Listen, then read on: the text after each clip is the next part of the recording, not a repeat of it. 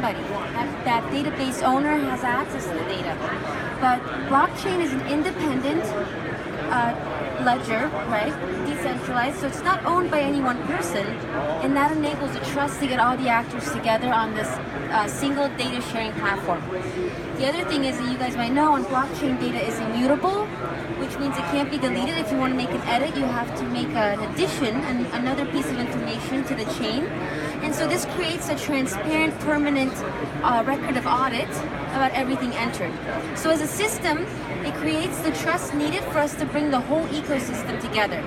And when we do that with food, we're able to open up visibility in the supply chain and create things like, you can have tracing, the ability to trace an ingredient from store back to farm and know where it came from. We also disincentivize food fraud.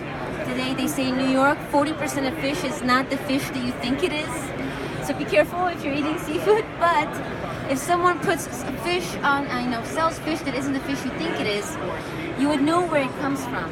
And this transparency disincentivizes food fraud.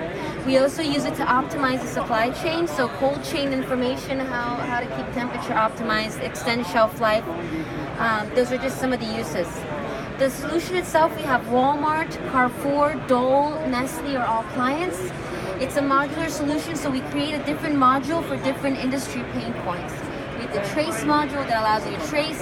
We have the certification module, which digitizes all the audit data that happens during an audit and allows you to quickly and automatically share it with whoever you need to share it.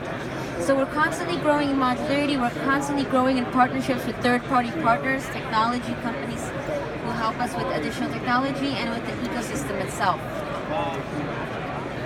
Any questions? How does the information carried on the blockchain be delivered to the customers?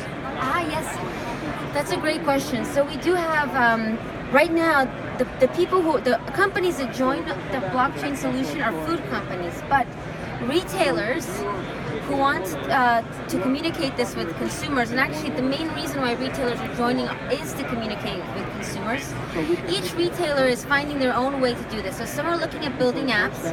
Carrefour in Spain, and maybe in France too, has created a QR code that they're putting on chickens in the store that allow consumers to scan the QR code and they get an understanding about where this chicken came from. Is it antibiotic free?